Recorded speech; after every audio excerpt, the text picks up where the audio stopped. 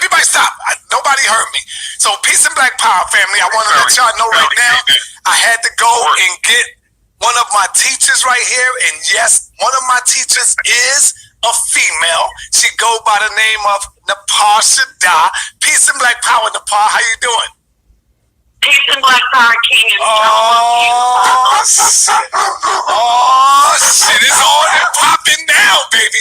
Because y'all always talk about a woman don't know this, a woman can't teach the Bible, this and that. So now we got the Nepal Shada on the line. Nepal, the purpose of me calling is because, you know, a lot of these brothers, they talk this talk about, when I ask them about the 144,000 that's going to be ruling and this and that, is there going to be any women ruling? So he comes off, oh, nah, a man is the king of this castle. A man is the king of where he at. It ain't going to be no women ruling. So I'm trying to show him that the Most High does put women in leadership positions at times when he wants to. So I want to share something. Let's talk about Yahada. What's her name again? The prophetess? I have no problem with that. But where was the authority? Was it because she was a woman, or was it because she was a judge? Let me answer that. The authority was, hold on, let me get it all out before I get cut off. The authority was from the Most High. That's where the authority was. Let me finish. And the reason that we're having this discussion is because brothers want to cut off the authority that's laid onto the woman, just like it's laid onto the man. They want to cut our power off. So the answer is the authority is in the Most High, given onto male, female, like you said, beast. The authority is laid onto the woman as it is laid onto the man. Thank you. Wow. All right, Shalom. I'd like to start off with saying, Kal Halayim La Yahweh, Ba'ashem Yahweh Shai, Ba'ashem Harikak Wadash My Mouth. Double honors to the elder apostles, a great millstone, and my elder Herawan as well. Salutation to the argument that are pushing this truth, the sincerity and truth. And peace and blessings to the men, women, and children that believe in the name of Yahweh by Shem Yahweh Shai. All right, so right now, you hear the madness. First of all, the first red flag is I was watching this video that the elder Herawan put up about Sinetta and this woman named Nepal speaking on speaking on the 144,000. Could there be women in that number? All right. First of all, he said he had to go get his teacher, right? His teacher to chime in on this.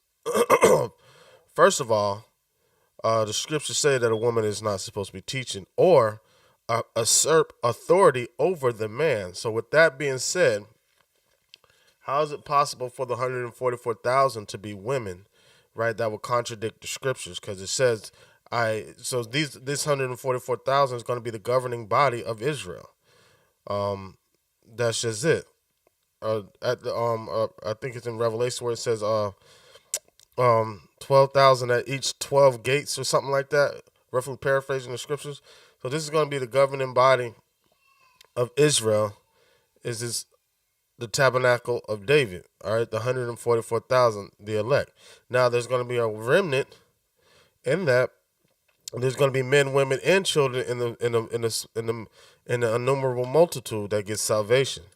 But as far as being the governing body of the 144,000, that's going to be the men of Israel. And first scripture I want to get is 1 Timothy chapter 2, verse 12. It says,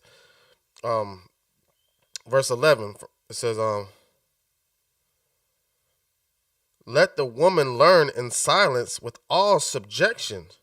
So if you're always in subjection, you have no room for authority or leadership. And being a leader and being an authoritative figure is two different things. All right. But you have no lot for either if you're always in subjection. Verse 12, it says, but I suffer not a woman to teach, nor to usurp authority over the man, but to be in silence.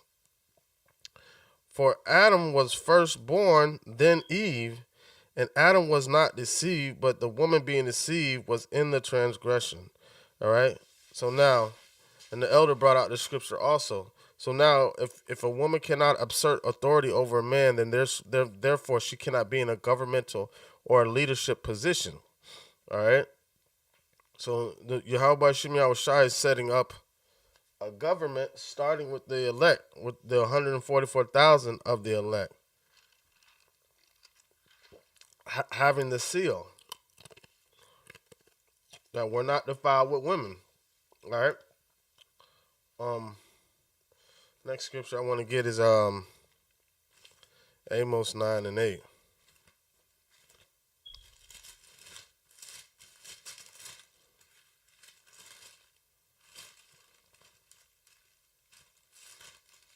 All right. This is Amos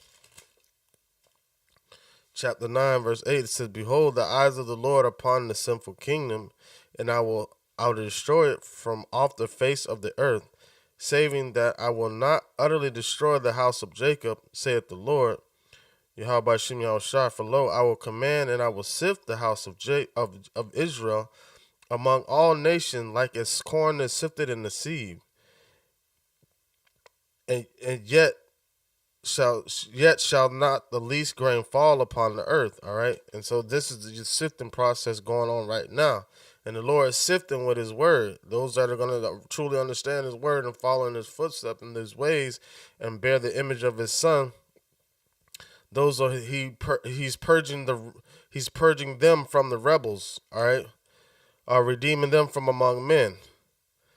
All right, it says, "And all the sinners of my people shall die by the sword, which say the evil shall not overtake us, shall not overtake, nor prevent us.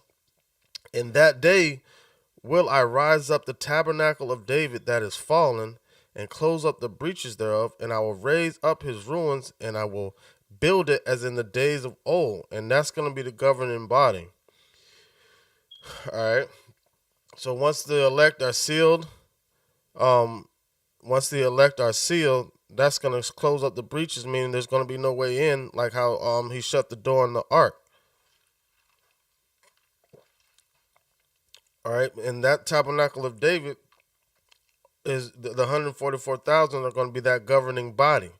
All right, because he's in the midst of him waking us up and bringing us into salvation. He's creating a governing body to rule his kingdom. All right, to be under him, from Yahweh to Yahweh Shai to King David to the 144,000. All right, this is Isaiah chapter 9, verse 6. It says, "For unto us a child is born, unto us a son is given, and the government shall be upon his shoulder, and his name shall be called Wonderful Counselor, the Mighty Power, the Everlasting Father, the Prince of Peace." All right, and Yahweh Shem Yahushai, they are the head of the government, and the elect men, the 144,000, fall in order under them, governing governing the 12 tribes of Israel. We're really governing the whole world. All right, let me get Isaiah 13 and 12. It says, "I will make a man more precious than fine gold, even a man the golden than the golden wedges of Ophir. Therefore I will shake the heaven, and the earth shall remove out of her place in the wrath of the Lord of hosts, in the day of his fierce anger." That Lord of hosts means the Lord of armies. So he's going to war right now with these other nations, and he's using the Spirit to gather his elect that are of the 144,000, the governing body, to set up the tabernacle, the house of David. All right, and starting with the Spirit of Yahweh Shem Yahushai, which are going to fall upon his elect to do the will of Yahweh Shem Yahushai. All right, let me get 1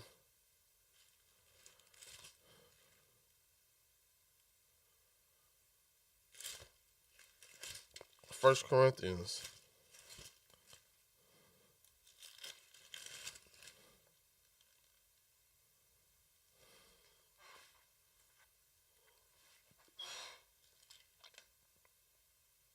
First Corinthians 11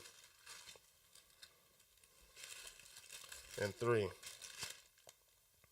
It says, but I have you know that the head of every man is Yahweh Shai, and the head of the woman is the man. Right, so we're talking about the order. It's all about order, man.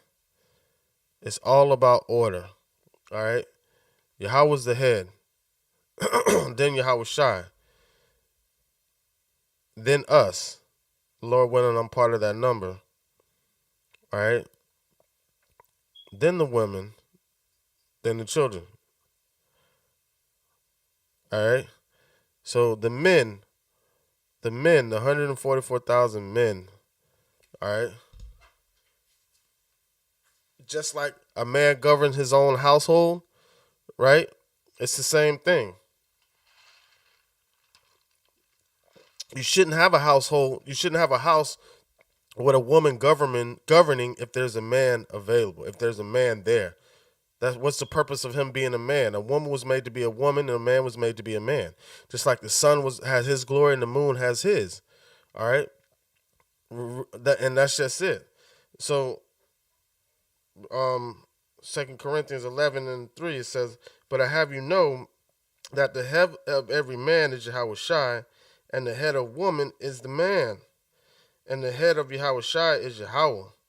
All right, and that's the point. So it's the govern. There's order, man. He said, "Let everything be done in decency and order." There's ranks to this, and Yahweh Shai is setting those ranks, starting with the men of Israel. All right, 1 Corinthians 6:1. It says,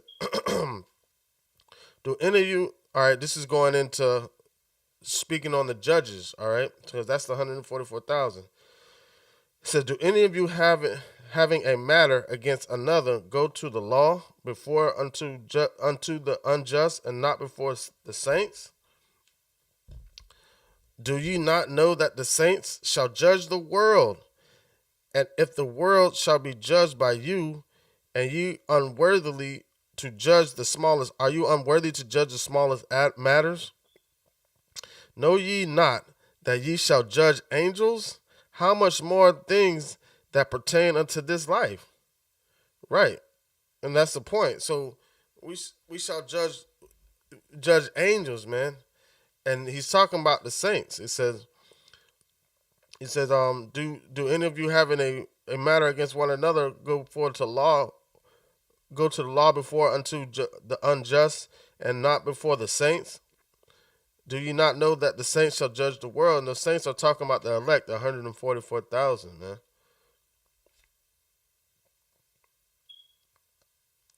And that's bottom line. Let me get one more scripture to close it out, because the 144,000 represents the government, the governing body of Israel, man, and it's going to be governed by the men.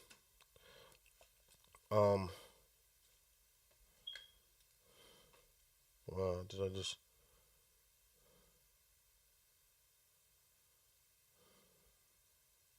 Okay, all right. This is Psalms 149:1. It says, "Praise ye the Lord, sing unto the Lord a new song." And those who's singing a new song, 144,000, man. And this is what they're set up to do. All right. It says, and his praise in the congregation of the saints. Let Israel rejoice in him that made him. Right. Let the children of Zion be joyful in their king. Let them praise his name in the dance. Let them sing praises unto him with a timbrel and harp. Now we can all give praise unto Yahweh by Shem Yahweh Shai. That's not what I mean, but giving praise to Yahweh by Shem Yahweh Shai can be done by Israel and Israel alone. But what he's setting up as his government is he said his voice is unto the men. Okay? It says verse 3, it says, "Let them praise his name in the dance, let them sing praises unto him with the timbrel and harp." All right? We sung the song of Moses, now we're singing the song of Yahweh, how he's delivering us out of the second iron furnace. It says, "For the Lord taketh pleasure in his people, he will beautify the meek with salvation. Let the saints be joyful. This is the point, beginning of the point. In glory, let them sing aloud upon their beds. Let the praises of Yahweh be in their mouth, and a two-edged sword in their hands. Right, he's building the tabernacle of David, man. All right, and that's a governing body, and part of the tabernacle of David was his mighty men. All right, so he's raising a governing body that's ready for war. But in that time, there will be no more war.